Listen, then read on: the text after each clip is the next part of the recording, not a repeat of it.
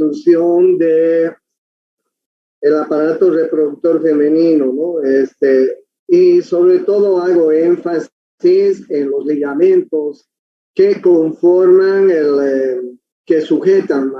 Mejor dicho, estos aparatos que forman parte, estos órganos que forman parte del aparato reproductor femenino. Es muy importante destacar el ligamento ancho del útero, ese es el más importante tal vez. En esta figura ustedes pueden ver el ligamento sacro-uterino, es otro ligamento importante. Les hablé del ligamento redondo del útero, que es también otro ligamento importante. Les hablé del mesoovario y del mesosalpinx, que son dependencias peritoneales que están en relación con la trompa y con el ovario, ¿sí? Les decía también que la trompa está constituida por varias partes, las fimbrias, el infundíbulo, la ampolla, el istmo y finalmente la porción uterina de la trompa, ¿no? La trompa mide aproximadamente unos 12 centímetros de largo. También les he hablado de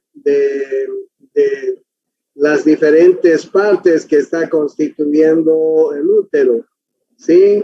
En esta figura ustedes pueden ver el fondo uterino, el cuerpo, el istmo y el cuello del útero, que tiene un orificio cervical interno y un orificio cervical externo, un conducto cervical además, ¿no? También les he hablado de que el útero tiene 3 capas. La más externa es el perimetrio, la del medio, el músculo del útero es el miometrio y la más interna es el endometrio, ¿sí? ¿Ok?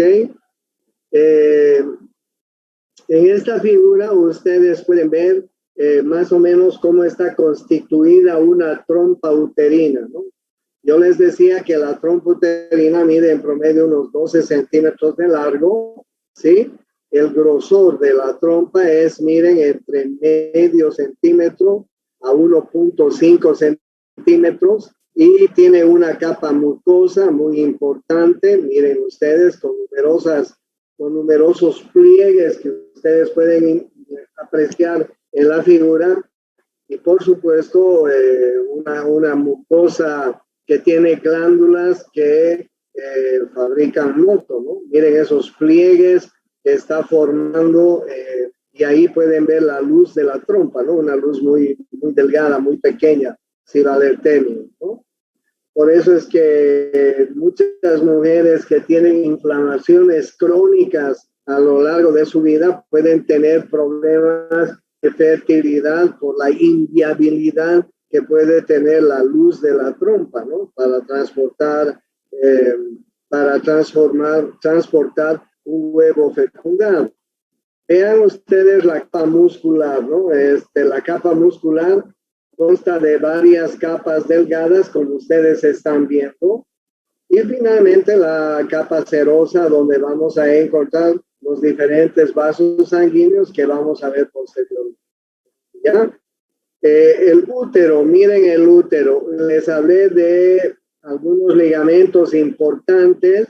Ustedes pueden ver acá cómo la capa muscular, la capa del miometrio, tiene fibras musculares direccionadas en todos los sentidos, si vale el término. Es una capa muscular muy importante. Ustedes saben que en el trabajo del parto, esta capa muscular es tan fuerte, tan importante, que es capaz de expulsar el contenido que tiene en su interior, el producto. Este es el endometrio. Miren, esta es una figura muy importante del endometrio. El endometrio en la mujer tiene un estrato basal que se mantiene siempre fijo, ¿ya? Este es el estrato basal. Este no cambia, no varía. Y tiene un estrato funcional que está conformado por un estrato compacto y un estrato esponjoso, ¿ya? Este estrato compacto y esponjoso es el que se va recambiando en cada periodo menstrual. Es el que se prepara en cada periodo menstrual para recibir en su interior a un óvulo fecundado. Si el óvulo no ha sido fecundado, pues se va a descamar en forma de un sangrado periódico menstrual este estrato. No se olviden que el endometrio, la capa más interna del útero, tiene una capa basal muy importante. Esa siempre es permanente allá. Y una capa funcional, un estrato funcional, que a la vez está formado por un estrato compacto y un estrato esponjoso, que es el que se prepara cada mes para recibir un huevo fecundado. Si no se ha producido la fecundación, se va a producir una descamación en forma de periodo menstrual. Bueno, en esta figura les puedo mostrar las dos fases que tiene el periodo menstrual, ¿no? Una fase es la fase folicular y otra fase es la fase lútea, ¿no? Y en el medio está la ovulación, hacia el día 14 aproximadamente. Miren ustedes, el periodo menstrual empieza el primer día de la menstruación. Dura unos 3, 4, 5 días y después de eso se va a producir la proliferación, es decir, la fase folicular, donde va el folículo va a ir madurando hasta terminar en un folículo de Graf. Ustedes saben, ¿no? Ya saben eso. Y aquí ustedes pueden ver la concentración de las hormonas. Voy a distribuir esto para que puedan ver. Miren ustedes, la concentración hormonal, ¿no? En la fase folicular, más o menos, ustedes vean, hacia el día 10, tenemos una gran concentración de estrógenos, ¿no? Miren, el día de la ovulación más o menos está ahí. Entre el día 10 es donde mayor concentración de estrógenos tiene la mujer, ¿no? Donde hay una proliferación del estrato funcional, la fase folicular. No se olviden que esta fase folicular está comandada por la folículo estimulante, por la hormona folículo estimulante, por la FSH, que es secretada por la hipófisis por el lóbulo anterior. ¿No es así? En la segunda parte, después de la ovulación, cuando este folículo se ha transformado en cuerpo lúteo, en la segunda parte se va a producir, gracias al cuerpo lúteo, la secreción de la progesterona. La secreción de la progesterona, miren ustedes los niveles de progesterona. Y esta progesterona va a estar comandada por la LH, por la hormona luteinizante, que también es fabricada, secretada por la hipófisis. ¿No es así? En esta fase lútea ustedes pueden ver cómo el estrato funcional pues, se va a desarrollar para recibir a un óvulo maduro. Pues, este estrato funcional, miren cómo se enriquece de vasos sanguíneos, de glándulas, etcétera, que es listo para recibir a un óvulo fecundado. Este estrato funcional es el que les mostraba en esta figura, ¿no? El estrato funcional que tiene una capa compacta y una capa esponjosa. Y ese estrato funcional es el que luego se va a descamar en forma de un sangrado cada mes, ¿no? También les hablé del cervix uterino, ¿no? Ahí ustedes tienen el orificio cervical interno, el orificio cervical externo, y ahí ustedes tienen el cervix, ¿no? Miren cómo normalmente este cervix tiene un epitelio bastante regular, ¿sí? Y es de ahí donde les decía que se toma una pequeña muestra, se hace un pequeño barrido con un hisopo un poco largo que llega hasta ese lugar, se hace un barrido de toda esta zona con el hisopo y se pone en un tubo de ensayo y se manda al anatomopatón, el Papa Nicolau, ¿cierto? Miren cómo este epitelio suele transformarse, suele cambiar y va a producir el cáncer de cervix uterino. Como les decía, es el primer cáncer que mata a la mujer en el planeta, millones de mujeres en el planeta. Bueno, luego tenemos después tenemos la vagina. El siguiente órgano es la vagina. Es un órgano muscular, muy elástico, mide entre 5 a 7 centímetros. Miren ustedes que está conformado por una pequeña capa adventicia, una capa muscular y una gran capa de mucosa y submucosa que tienen numerosas glándulas que van a secretar una secreción que le va a dar un pH ácido a la vagina. Ese es un medio de defensa muy importante que tiene la mujer cuando está en etapa de reproducción, ¿sí?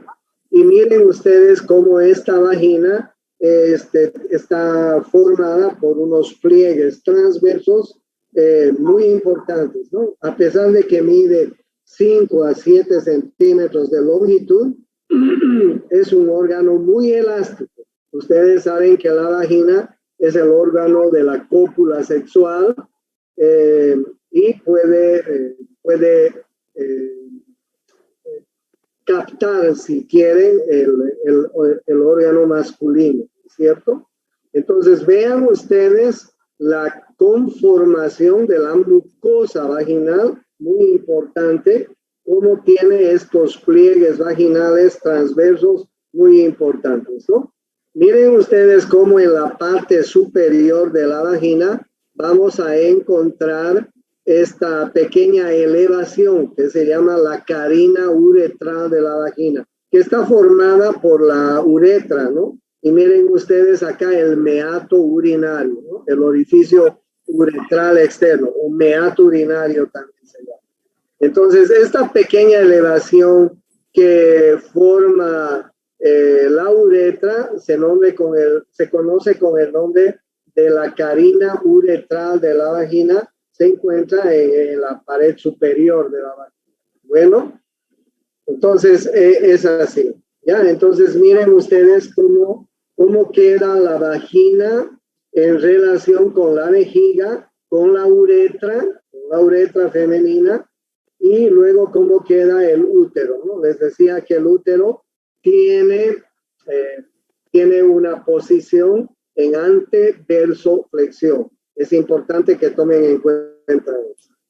¿Ya? El útero siempre está en esa posición, Miren que pueden haber otras posiciones en el útero, pero son posiciones inadecuadas porque cuando la mujer no tiene una posición así como les estoy mostrando en esta figura, pues es una mujer que cuando ella necesita o requiere tener hijos, pues puede ser que sea una abortadora permanente por la posición del útero, porque el útero en esta posición va a ayudar a retener el huevo fecundado. En estas posiciones no se retiene de mejor manera. Bueno, finalmente el ovario, ¿no? Les decía que el ovario es del tamaño de una almendra. Todos conocen una almendra, ¿no? Aproximadamente 3 centímetros, 4 centímetros. Tiene esta cara que nos está mostrando, es la cara medial. Tiene una otra cara que es la cara lateral. Aquí ustedes están viendo la cara medial.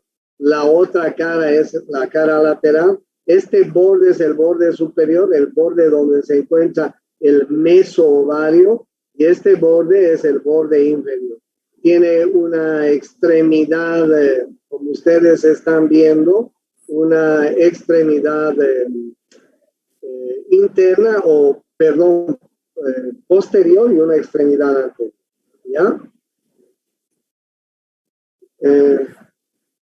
Y ya les he hablado de cómo en el ovario se va a producir cada mes la maduración de un folículo, ¿no? De un folículo que va a contener en su interior una pequeña célula, un óvulo, que va a ir madurando. Miren ustedes, dicen que en cada ovario hay aproximadamente unos 300 folículos que le van a durar toda la vida. O sea, en cada ovario hay 300, en los dos ovarios hay 600 folículos más o menos que van a madurar. ¿Cuántos periodos menstruales tendrá la mujer en promedio? Imagínense que comience a menstruar a los 12 años. 12, 22, 32, 42, unos 35 años, unos 35 años de menstruación. Y multipliquen esos 35 años por 12 meses. ¿Cuánto es? ¿Quién multiplica? 420 sale, doctor. O sea, más o menos en promedio tendrá unos 420, 450 periodos menstruales la mujer. Por eso es que les decía, ¿no? En cada ovario hay unos 300 folículos primarios que luego van a ir madurando. Un mes trabaja un ovario, el otro mes trabaja el otro ovario. Un mes trabaja un ovario, el otro mes trabaja el otro ovario. Así se van alternando los ovarios. ¿Ok?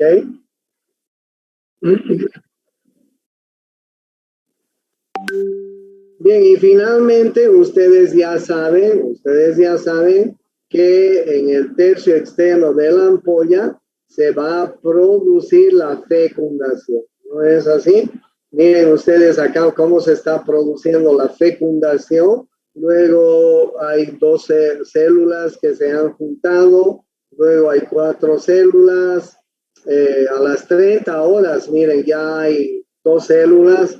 A las 72 horas ya hay un grupo bastante importante, a los 4 días, y finalmente a la semana se produce la implantación del óvulo fecundado en el endometrio funcional que ha venido preparándose para recibir a este óvulo que ha sido fecundado. Y de ahí se va a producir la formación de un nuevo ser. En realidad es acá cuando las dos células se juntan, cuando se junta el espermatozoide y el óvulo, es cuando ya se produce la formación de un nuevo ser, ¿no? Ustedes vean cómo se va produciendo. Ya acá a las 30 horas ya se ha producido 2 células. A las 72 horas ya hay, esto se llama mórula, ¿no es cierto? Miren a los 4 días, miren a los 7 días, ya se produce la implantación. ¿Ok? Y ustedes ya conocen, o van a conocer mejor, cuando lleven la materia, ¿no? Eso es en cuanto al aparato reproductor femenino. El aparato reproductor masculino. El aparato reproductor masculino está compuesto, si me permiten una figura más adecuada. Esta es mejor, ¿ok? Para sintetizar. El aparato reproductor masculino está constituido por los testículos, miren ustedes los testículos, el epidídimo que está encimando a uno de los testículos, y vale el término, el conducto deferente, miren ustedes, tan largo es el conducto deferente, si mal no me equivoco, mide 45 centímetros de longitud. El conducto deferente, miren ustedes, el conducto deferente entra en el conducto inguinal, se localiza en el conducto inguinal en el varón. Miren, ahí está el conducto inguinal. Y posteriormente va a atravesar el conducto inguinal y se va a introducir en la cavidad pélvica. en la cavidad pélvica, detrás de la vejiga, en la cara postero inferior de la vejiga, el conducto deferente se va a encontrar con la glándula seminal. Miren ustedes, aquí está el conducto de la glándula seminal y aquí está el conducto deferente. Se van a unir estos dos y van a formar el conducto eyaculador. El conducto eyaculador desemboca en la uretra prostática, ¿sí?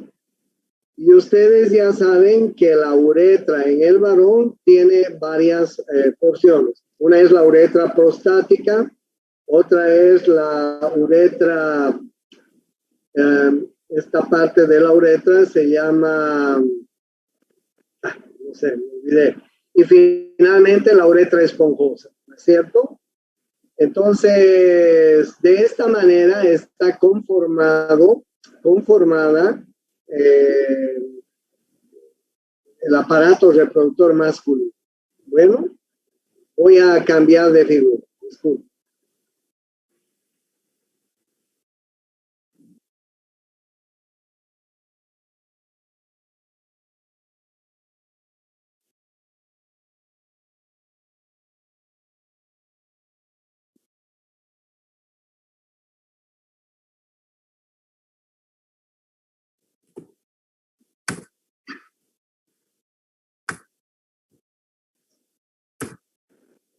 Y ahora sí voy a volver. Bueno, antes de continuar con el aparato reproductor masculino, miren, les mostraba algunos cambios que hay en el útero. Miren el útero en la recién nacida, miren el útero y sus anexos a los 4 años, miren el útero en la pubertad, miren ustedes en la edad madura ya, ¿no? En la mujer que ya comienza a tener su funcionamiento hormonal normal, 12, 13 años, 11 años. Entonces, miren ustedes el útero en una mujer nulípara. Tiene la forma piriforme de una pera invertida. Mide aproximadamente 5 centímetros, o sea, el útero en la mujer nulípara es muy chiquitito, miren, 5 centímetros, ¿ok? Nada más. En la mujer multípara, en la mujer que ha tenido hijos, mide unos 7 centímetros, se hace un poquito más grande, ¿ya? Ese es el útero. Bueno. Finalmente les quería mostrar los genitales externos antes de entrar en el aparato reproductor masculino. Ustedes saben que los genitales externos están conformados por el monte de Venus y la vulva vaginal, ¿cierto? Y la vulva vaginal es un órgano que va a estar conformado por los labios mayores, por los labios menores, ¿sí? Miren ustedes, el meato urinario o orificio uretral externo, si ustedes quieren. Ahí ustedes pueden ver el clítoris,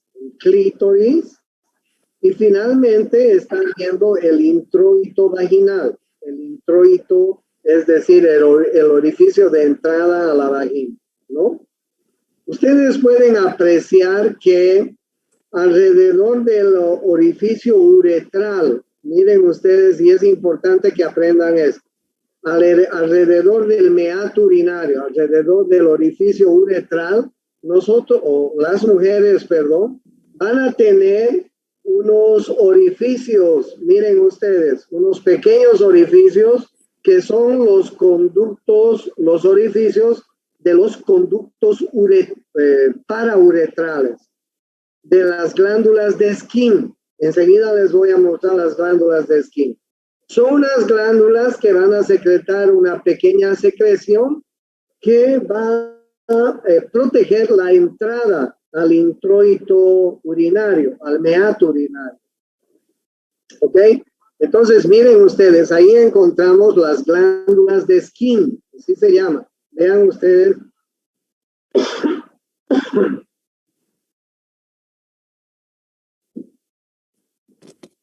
Vean ustedes en la figura, ¿ya? Es muy importante que tomen en cuenta esto. Miren ustedes un poco más abajo, entre labios mayores y labios menores. Vamos a encontrar los orificios de las glándulas vestibulares mayores que se llaman las glándulas de Bartolino. Las glándulas de Bartolino. Son unas glándulas muy importantes que también producen una pequeña secreción que le va a dar el pH vaginal, el pH ácido a la vagina. Es una manera de proteger. Las glándulas de Bartolino son unas glándulas muy importantes que están en el vestíbulo, es decir, entre los labios mayores y los labios menores. No se van a olvidar, he visto un par de veces bartolinitis, abscesos de las glándulas de Bartolino.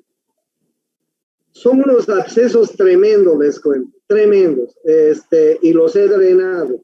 Eran unos pequeños abscesos que tenían el tamaño de una pelotita de ping-pong, que obviamente ustedes pueden imaginarse el dolor que producía en esas mujeres, ¿no?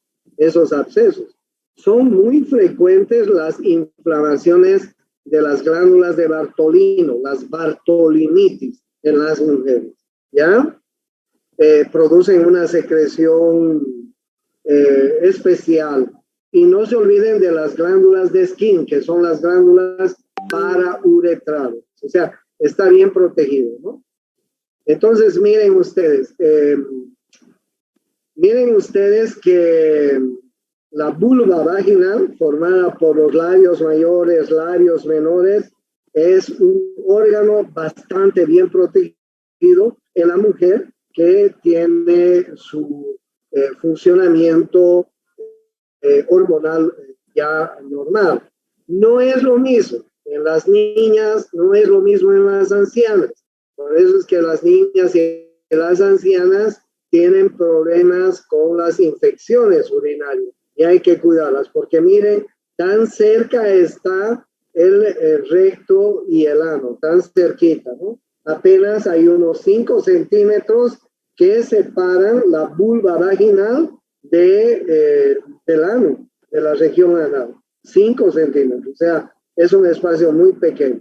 Por eso es que tenemos que enseñar a nuestras pequeñas, a nuestras ancianas, etcétera, a que tengan mucho cuidado en la higiene sexual, en la higiene después de entrar al baño, etcétera, para que no tengan contaminaciones del aparato reproductor femenino. Bueno, ustedes saben que en el introito a la vagina, eventualmente las mujeres pueden tener una pequeña membrana que se llama el himen, ¿no? Hasta que la mujer es desflorada, todavía mantienen su himen, ¿no? Ahí tienen ustedes el himen anular, el himen septado, un himen cribiforme, en fin, ¿no? Miren ustedes el introito vaginal de una mujer que ha dado a luz, que ha parido. Es muy diferente a una mujer que no ha parido, ¿no es cierto? Bien, pero lo que les cuento como anécdota, es importante que tomen en cuenta la localización de estos órganos. Cuando yo era estudiante de medicina, una vez y estaba rotando ginecología, el profesor me dijo que le coloque a una mujer que iba a ser cesareada, es decir, iba a tener una cesárea, que le coloque una sonda vesical. Es lo habitual, lo que se hace. Entonces la enfermera me dio la sonda vesical y yo trataba de colocar la sonda vesical en el clítoris. No me acordaba de la anatomía, ¿entienden? Y me hice dar una buena reta con la enfermera. Entonces sepan ustedes dónde se encuentra el meato urinario. Sepan ustedes dónde se encuentra el orificio externo de la uretra. Justamente encima del orificio vaginal, el introito vaginal, encontramos la uretra, el orificio externo, ¿sí? Y recién encima de este órgano vamos a encontrar el clítoris, ¿no? En la unión de los dos labios mayores. Ustedes pueden ver el clítoris, ¿ya? Bien, esto es lo que les quería mostrar. Esta es la posición normal del útero, ¿ya? Ya les he hablado del piso. Esta es la uretra femenina. Aquí ustedes pueden ver las glándulas parauretrales de Skene. Esta es la uretra, miren ustedes. Y miren cómo entre la vagina y la uretra tenemos estas glándulas, o tienen las mujeres estas glándulas parauretrales o glándulas de Skene que desembocan justamente en la parte inferior del orificio uretral externo. ¿Ok? Son glándulas que tienen una secreción que sirve de protección al meato urinario, al orificio externo de la uretra. ¿Ok? Bien. Vamos a empezar a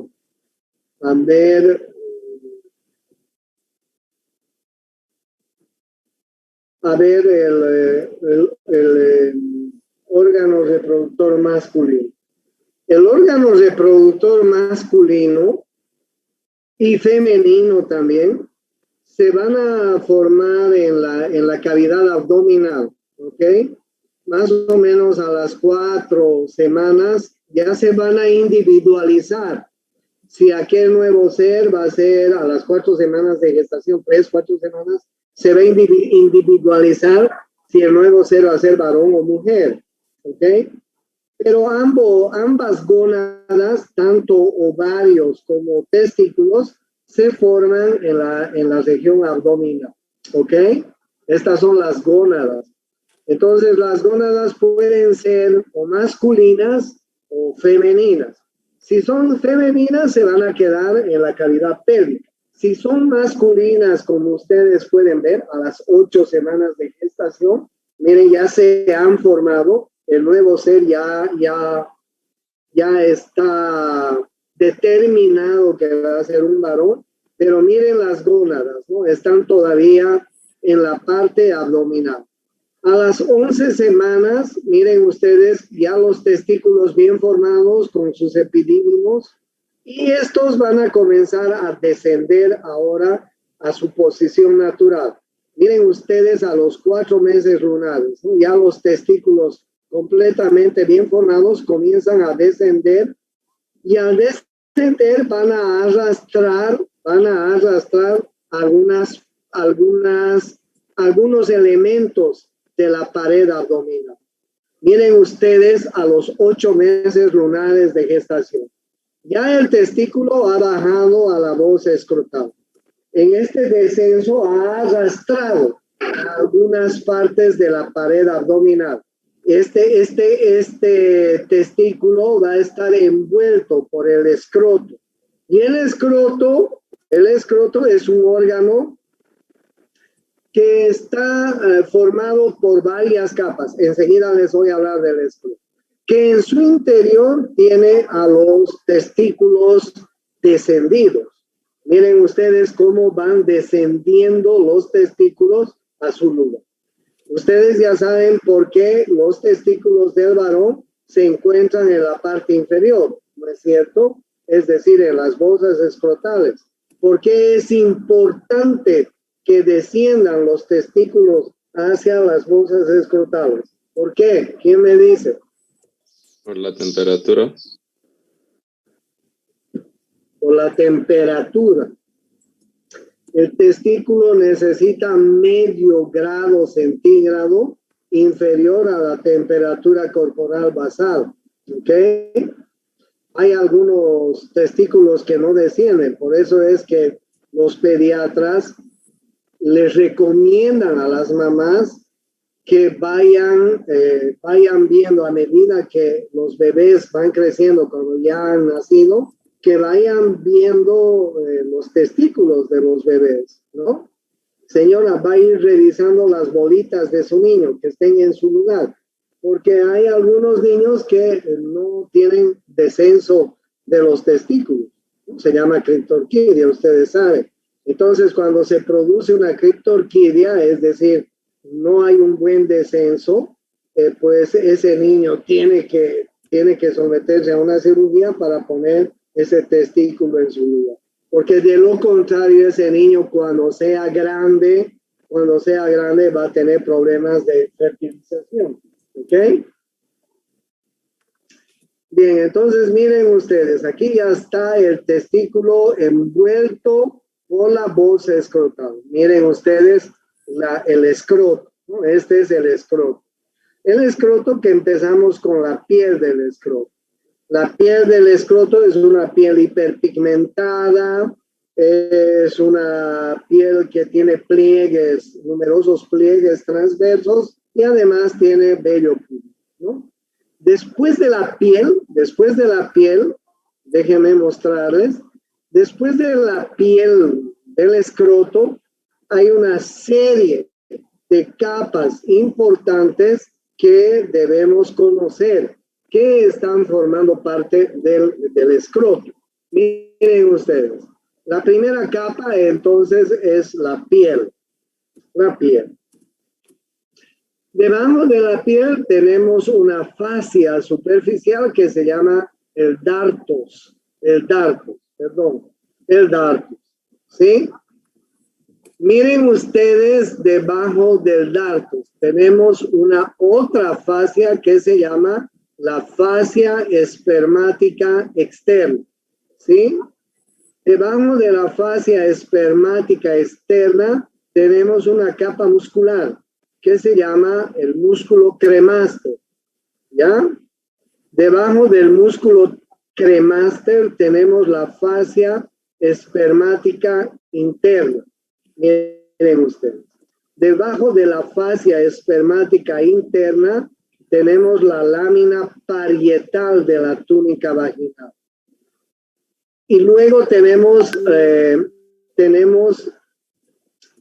la lámina visceral de la túnica vaginal y finalmente tenemos la túnica albugínea, que es la última, o si quieren, la primera capa del testículo. La capa que rodea al testículo se llama túnica albugínea. Les muestro en esta figura. Miren, esta es la túnica albugínea. Cuando ustedes ven un testículo diseccionado en el cadáver, cuando le han diseccionado de la bolsa escrotal, del escroto, el testículo tiene un color blanquecino, ¿ok? Un blanco opaco, un blanco mate. ¿Por qué? Porque el testículo está envuelto por una capa que se llama albuginia. Albuginia viene de albos. Albo quiere decir blanco. Entonces, la capa albuginia del testículo es una capa que envuelve al testículo. Cuando ustedes tengan la posibilidad de ver un testículo en el cadáver, ustedes van a ver que el testículo es de color blanquecino, ¿ok? Pero bueno, el testículo y su túnica albuginia habían estado envueltos por el escroto, por la bolsa escrotal. Y la bolsa escrotal había tenido una serie de capas. Miren ustedes, voy a volver a repetir para que lo tengan en cuenta. Primero está la piel del escroto. Ya les decía las características de la piel, ¿no? Del escroto. Es una piel hiperpigmentada, compuesta por pliegues transversos, donde vamos a tener numerosas glándulas pilosebáceas y además vellos, ¿no? Entonces, esa es la piel. Debajo de la piel tenemos una fascia superficial que se llama el dartos, Debajo del dartos tenemos la fascia espermática externa. Debajo de la fascia espermática externa tenemos el músculo cremaster. Debajo del músculo cremaster tenemos la fascia espermática interna, ¿sí? Debajo de la fascia espermática interna tenemos la lámina parietal de la túnica vaginal, ¿sí? Tenemos la túnica vaginal, la lámina visceral de la túnica vaginal y finalmente la túnica albugínea del testículo. Miren ustedes cómo de la túnica albugínea del testículo, dime.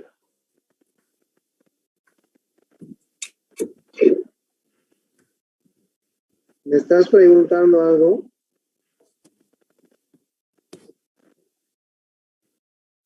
Voy a enchufar mi computadora. Espera.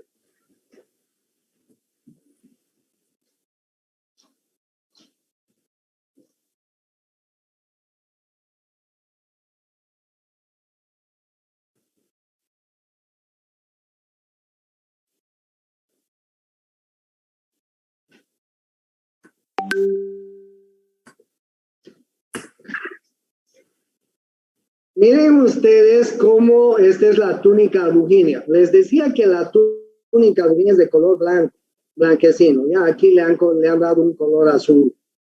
De la túnica albugínea salen unos septos que van a dividir el testículo, como ustedes están viendo, en lobulillos. ¿Qué se llaman los lobulillos testiculares? ¿Ok? Miren, de la túnica albugínea salen unos septos, se llaman septos testiculares, que van a dividir el testículo en varios lobulillos. Miren, lobulillos testiculares. ¿Ok? ¿Está claro esto? ¿Está claro?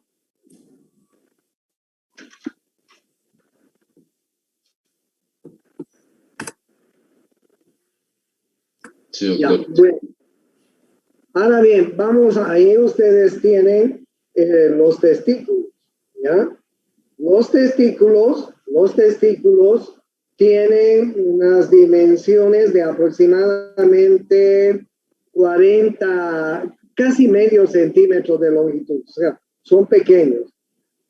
45 a 50 milímetros de longitud, 30 milímetros de ancho y unos 20 milímetros de profundidad, o sea, son muy pequeños, ¿no es cierto? Son de color blanco azulado debido a la albugínea, ¿ya? Tienen dos caras laterales los testículos, tienen dos caras laterales, ¿ok? Una cara externa, fíjense, una cara interna. Esas son las dos caras laterales. Tienen bordes, el borde antero inferior, este borde antero inferior, y el borde póstero superior, ¿ya? En el borde póstero superior nosotros vamos a encontrar al epididio, no se olvide. Y tiene una extremidad anterior y una extremidad posterior. Eso es importante que tomen en cuenta. Estas son las consideraciones de un testículo, ¿ok? 45 a 50 milímetros de longitud, 35 milímetros de ancho y unos 15 milímetros de espesor. Son chiquitos. Y tienen el color blanco azulado por la capa albugínea que tienen. Pero no se olviden que el testículo está protegido por la bolsa escrotal. Si ustedes pueden ver en esta figura, miren, esta es la bolsa escrotal que está protegiendo a los testículos, ¿no?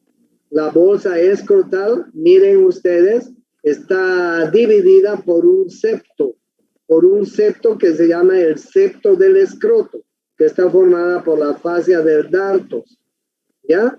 Por eso es que parecería que tuviéramos dos bolsas escrotales. Pero en realidad tenemos solamente una bolsa escrotal. Que está dividida por un septo es verdad. Miren el septo del escroto. Sí, el septo del escroto, que se está implantando en la raíz del pene. Miren ustedes, el septo del escroto. Este septo del escroto va a dividir el testículo derecho en testículo izquierdo. Pero ahí tiene la bolsa escrotal y todas las capas que ya les he mencionado. Yo les decía que la capa albugínea de la capa albuginea nacen unos septos, miren ustedes. Y estos septos testiculares van a dividir al testículo en lobulillos. Miren ustedes, diversos lobulillos, ¿ya? Diversos lóbulos. Ahí ustedes pueden ver el hilio testicular, muy importante. Ahora bien, en cada uno de estos lobulillos testiculares vamos a encontrar los túbulos seminíferos, En la base de estos túbulos, chicos, vamos a encontrar dos tipos de células. Una se llaman las células de Sertoli y otras se llaman las de Leydig. Las células de Sertoli y las células de Leydig tienen estas funciones. Miren, en primer lugar, van a madurar las formas primordiales de espermatocitos, de espermatozoides. O sea, vamos a tener acá en la base de estos túbulos seminíferos espermatozoos, que van a ir madurando a medida que va trabajando una hormona que es fabricada por estas células, que se llama testosterona. ¿Ok? Entonces, tanto las células de Leydig como las células de Sertoli son las encargadas primero de formar en la parte basal de los conductos, de los túbulos seminíferos, tenemos espermatozoos inmaduros que van a madurar a espermatozoides, ¿ok? Y esta maduración se va a producir gracias a la acción de la testosterona. En algún momento les voy a hablar de la folículo estimulante y de la luteinizante en el hombre, porque en el hombre también tenemos secreciones de la hormona folículo estimulante y de la hormona luteinizante, solamente que estas tienen otras funciones diferentes que la mujer, ¿ok? Pero los hombres también tenemos hipófisis y nuestras hipófisis también fabrican FSH y LH, solo que estas tienen una diferente función en los varones, ¿ok? Bien, yo les decía que estas células de Sertoli y estas células de Leydig tienen la función de madurar las formas jóvenes de espermatozoides y además producir testosterona, ¿ok? Entonces los espermatozoides jovencitos que han nacido en la parte basal de estos túbulos comienzan su travesía. Una travesía muy larga, por cierto. Miren ustedes, una travesía muy larga, de la cual les voy a hablar la próxima clase, porque dentro de 10 minutos tengo clases con fisiopatología y me tengo que alistar. Les voy a hablar de la travesía que tienen los espermatozoides en la siguiente clase, ¿ok? ¿Tienen alguna pregunta?